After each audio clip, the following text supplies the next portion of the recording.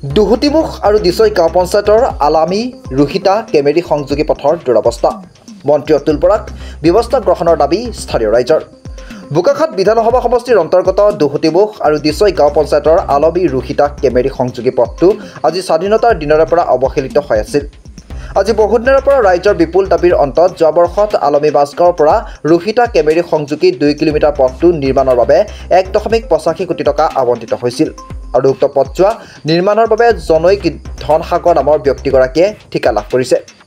কিন্তু ঠিকাদাৰগৰাকীয়ে প্ৰায় আধা কিলোমিটাৰ পথ সুন্দৰভাৱে নিৰ্মাণ কৰাৰ পাছত যদিও কিছু অংশ নিৰ্মাণৰ কাম কম পৰিমাণে শিল দিয়াৰ লগতে ৰুলাৰ ব্যৱহাৰ নকৰি ব্লক ইটা দিয়াৰ কাম কৰিছে, যাৰ ফলত বৰ্ণিতমান নিৰ্মাণ কাৰ্য চলি থকাৰ সময়তেই এফালৰ পৰা পথছোৱাৰ ঠায়ে ঠায়ে গাঁতৰ সৃষ্টি হোৱাত ৰাইজে নিৰ্মাণ কাৰ্য বন্ধ কৰে।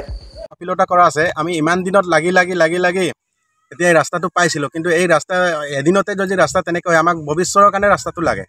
এইকাৰণে আমি কণ্ট্ৰেক্টাৰৰ পৰা ধৰি চৰকাৰকে অনুৰোধ কৰিছোঁ, আমাৰ স্থানীয় অতুল বৰা ছাৰক, যে ৰাস্তাটোৰ কাৰণে অলপ ইনকুৱাৰী কৰি ৰাস্তাটো ভালকৈ বনাবলৈ দিয়ক, যাতে এইটো ৰাস্তা দুবাৰকৈ নবনায়, একেবাৰেহে বনাব।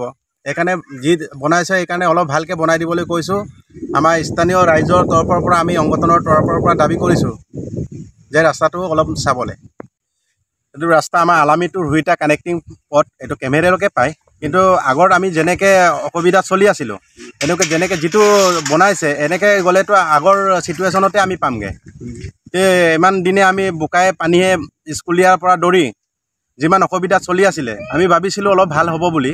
এতিয়া যিটো চিটুৱেশ্যন চাইছোঁ এনেকৈ ৰাস্তা হ'লে এবছৰ নালাগে, ছমাহো নাযাবগৈ। ছমাহতে গোটেই ৰাস্তা ধ্বংস হ'ব, আগৰ পৰিস্থিতিলৈকে পৰিব হ'বগৈ।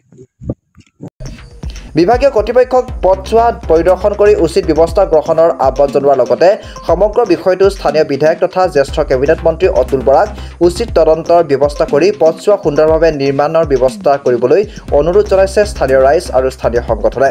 মহুৰামুখৰ পৰা হেমন্ত লুইঙৰ ৰিপৰ্টাৰ লাইভ অসম।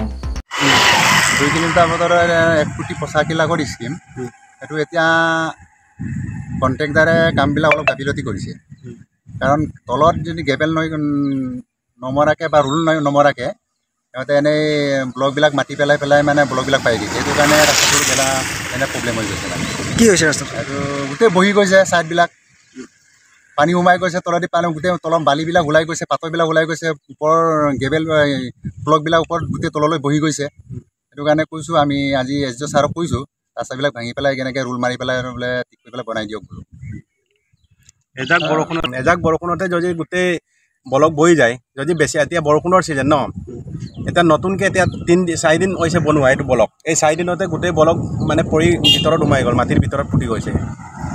এই প্ৰব্লেমটো হৈছে ব্লক কিবা চেণ্ড গেবেল কমকৈ দিয়াৰ কাৰণে, আৰু চেণ্ড গেবেল দিব লাগে মেক্সিমাম ব্লক যিটোলৈকে আছে ইমানলৈকে। ইয়াত চেণ্ড গেবেল দিয়া আছে 2-3টা ব্লক নোযোৰাকৈ চেণ্ড গেবেল দিয়া আছে। এইটো চাইডে মানে বৈ গৈছে ব্লক, তাৰ তলত চেণ্ড গেবেলেই নাই। বহল 13 ফুট বহল হ'ব লাগে, এটা ৰিঙতে দিছে কমচে কম 12 ফুটকৈ কিবা মেটেল পেলাইছে, সেইকাৰণে বৈ গৈছে ছাইডত, গোটেই বিম বৈ গৈছে। কণ্ট্ৰেক্টাৰটো হ'ল ধনসাগৰ লৱণগাঁৱৰ। ইয়াৰ ছুপাৰভাইজাৰ কোনে কিবা দেৱজিৎ। Reporter live.